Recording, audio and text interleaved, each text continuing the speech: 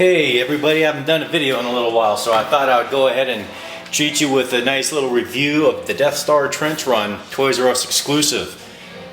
This is a nice combination. I actually have two of them. As you can see, I have the loose ships here outside, which we'll do the review on, but I wanted to show you what it looks like in the package.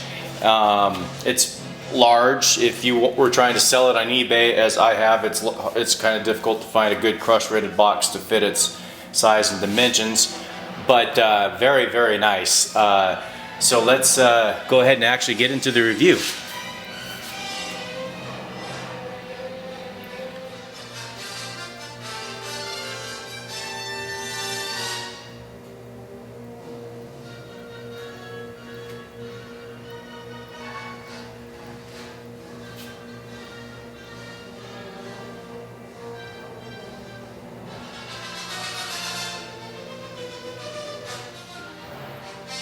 Okay, let's start with the Dark Lord of the Sith, Darth Vader and his advanced TIE fighter.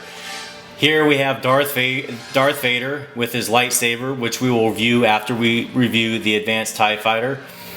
Okay, so here you have him in his cruise mode. There are, as I'll show you, sorry if I didn't wipe off all the dust. I live in the desert, so it's pretty dusty. So you can see here the difference with this advanced TIE fighter, and it has all this additional this platform in the back wrapped around the pod, or the center pod part, and see it branches off here, and you just have this wingspan in the back, kind of like a bat, I suppose. Maybe that kind of dark bat type of feel to it. Well, anyways, down here you'll see that there is a lever, and you pull out the lever and that brings out his cannons right here. So I guess that's the one of the special features with the advanced TIE fighter, is you have these cannons. Something else is that you have a button here and a button over here as well, and when you press those, it shoots these lime green missiles. Okay, so here we have the inside of the cockpit of Darth Vader's advanced TIE fighter, and as you can see here, there are some controls painted on to his right, and you see the silver, and then over here on his left, just a little red and silver, and you can see the chair. And nothing on the foot pedals, nothing for foot pedestals or anything like that. Nothing really special, just plain. So hey, plain and simple. Nothing to really show off. No stickers, at least, right? And then of course the hatch opens like so. Okay, so here's the front, and you can see the laser cannons right here. No projectiles here, just these two. So I just wanted to see on the inside, you can see where the wings can come off. No buttons to press that'll eject them as we have been accustomed to, but at least you can see the screws that are right here, hopefully. And you can see here are the screws. So if this were to break, at least that you wouldn't have to replace the whole wing. You just have to get this small part. So that is pretty convenient and pretty cool. So I mean, it looks like it's pretty strong, but you can see where it's white in there. Well, anyways, I guess here's a better look at the side of his wing. A little paint detail here, pretty cool. Gives it that somewhat weathered look, though it's bright and not dark. Dust. I live in the Mojave Desert, so anyways, so here is what it looks like closer view, and you can see where these hooks just hook right up into there. So here's a good look.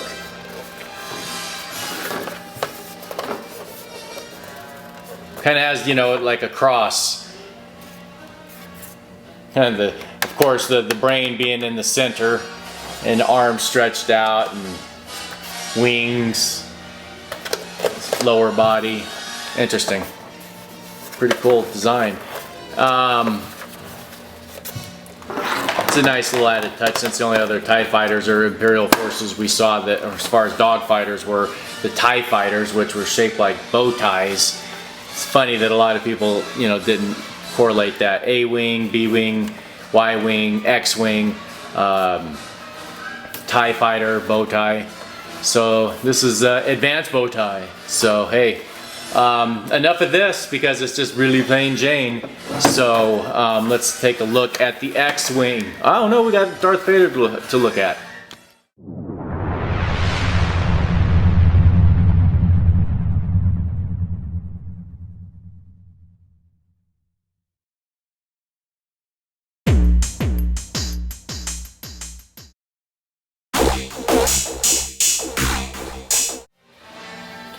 Okay, well here's Darth Vader. Nothing special about him. Just remember though, he has on his chest piece the red right here. And don't get it mixed up with your Revenge of the Sith or some of the other where it's silver. Because I have several of the loose Darth Vaders, because quite honestly, too many of them have this type of articulation. So this is probably the Revenge of the Sith. I never have been a fan of this articulation that's with these figures. Where it's not, there's no elbow joint. Well anyways, here's the lightsaber. I still have it strapped with him, but that's the articulation of the forearm and arm, not straight up and down, it's always at a diagonal. So it's got the cloth cloak along with the apron, so, or waist cloth, and articulation at the knee. Yes, see, that's the type of articulation that I like. Now the leg, because of the way it's molded at the hip, comes up, so that way when he sits down he's got that wide V look. So the mold is alright. I like the paint, how it has the paint detail at the mouth, the bridge of the nose to the, you know, the triangle in the center. That triangle with the illuminated nose piece. And that's really it for Darth Vader. So let's check out that X-Wing.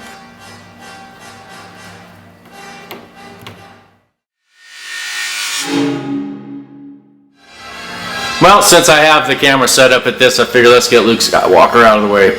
Excuse me.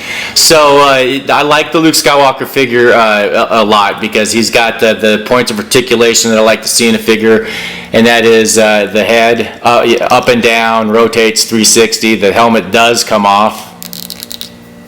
And he's got articulation at the elbow, or at the shoulder here, 360, lateral raise, the elbow, 360, forearm as well, all the way around, and same with the left side. Plus the leg, the hip up, again, it's just the way they have that mold. So when he sits down, he's going to sit wide with a V. So, but he's got a good articulation at the knees. There we go. Also at the wrist, at the ankle, goes all the way around, up and down. I like that he's got a nice silver look to his belt or strap, whatever. Oops. Here's his hilted lightsaber, which can plug right into his belt. There is a small hole for it. And then of course he's got the lightsaber, which you see in his right hand. The detail on his chest piece is nice. As you can see, it's just a simple chest piece. The tube plugs into his, there goes the lightsaber, plugs into his abdomen as well. So you can see right here. Okay, see, you can see right there the detail.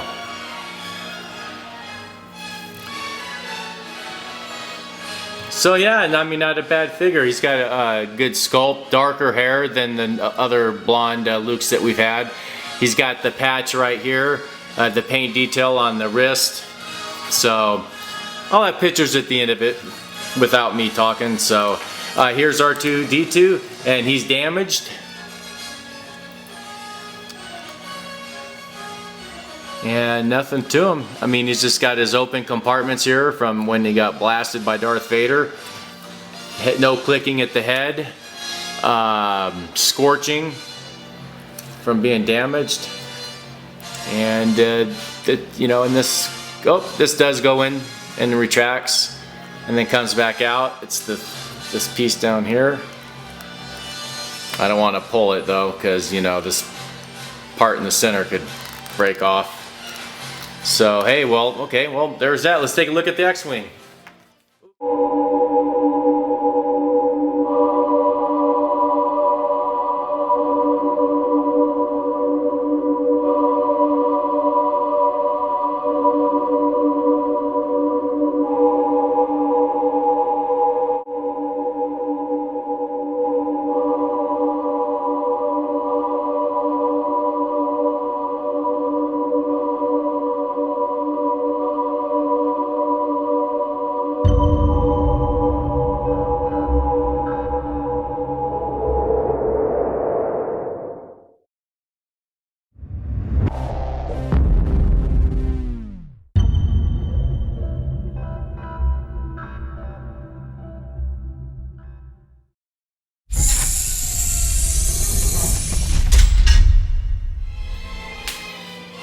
Okay, here we have, to me, this is the centerpiece of this Death Star trench run, is the X-Wing Red 5.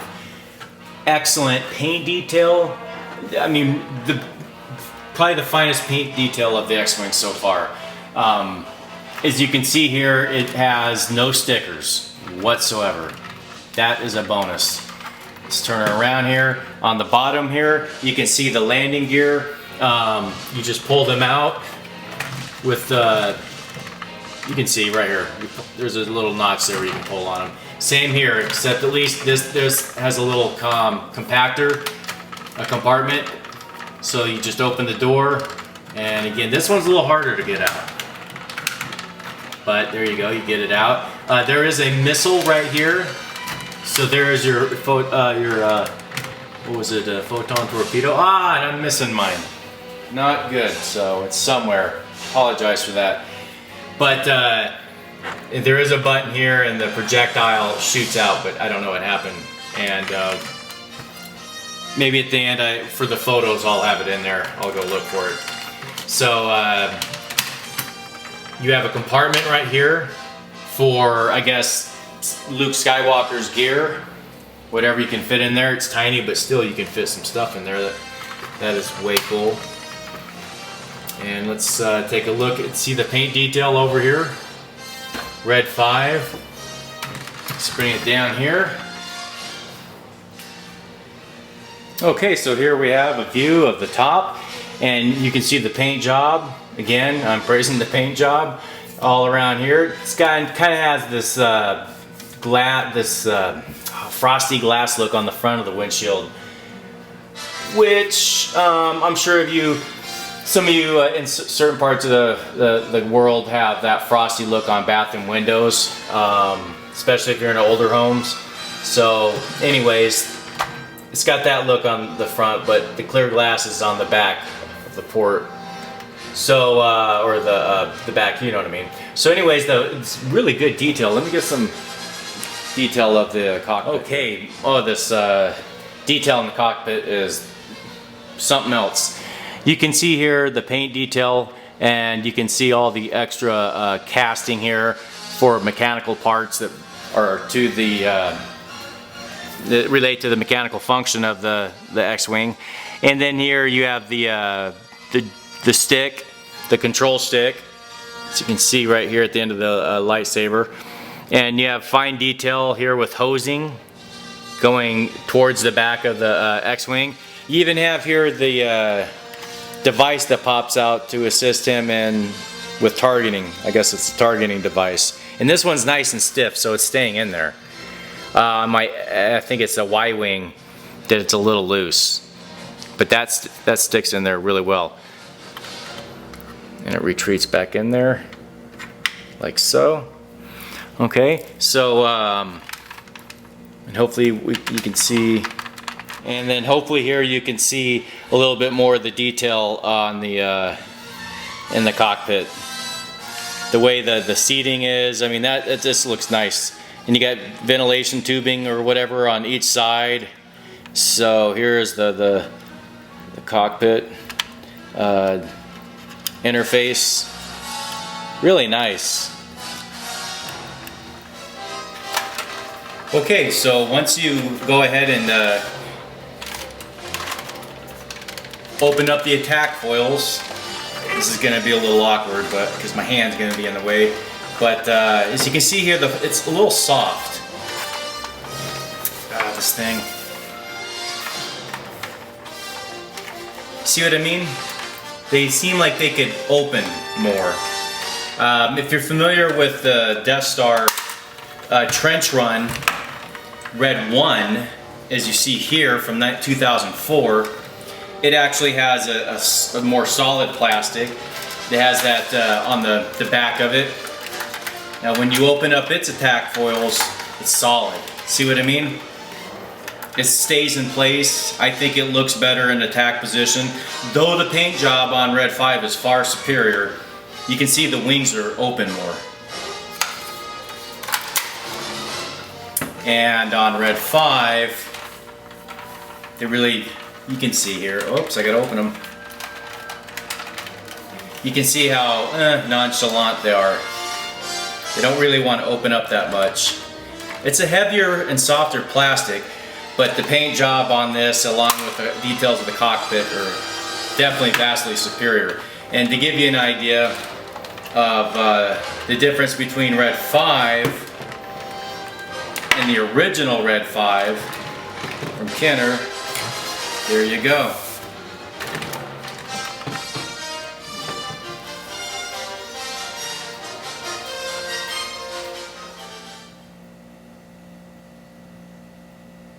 Well, here's just a little diorama I set up, just to also give a comparison to the 83 Y-Wing from Kenner. So we have Luke here stepping up into his Red 5 X-Wing. This is a ladder from a G.I. Joe base. Can't remember the name of it, but it was an Aqua base. So that came off that. And then over here I have some Star Trek consoles from Playmates. They're really great for using and creating bridges and stuff like that and scenery like this. And then this is a Revenge of the Sith. They came with like two characters, and you move these lightsaber handles and the characters are supposed to sit up on these and then they move around. I like to use it for settings like this than actual doing that. It just has no meaning to me for that. So we have a power droid here helping out Data Frame from 25th anniversary G.I. Joe. I think he kind of fits in pretty well with the Rebel forces, and he's got his computer consoles. He's a little bit bigger than the guys, but that's okay. There's bigger people, humanoids. And then we have him here messing around with the laser guidance system, and this little piece over here is from a G.I. Joe figure. I can't remember his name either. Kind of a tacky figure. And I think this is Wedge.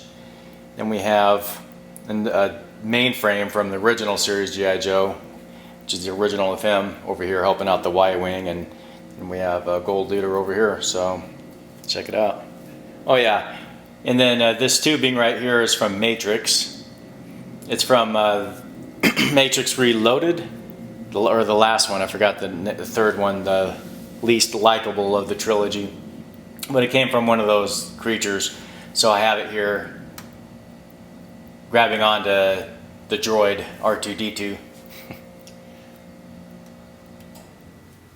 So I don't have a background setting yet. I just wanted to do a quick diorama to give this a nice look, a nice setting. So there you go. And thanks for watching, and I appreciate your time. And if you like, please like. And if you're not a subscriber, please do. I'll have more reviews in the future. Thank you.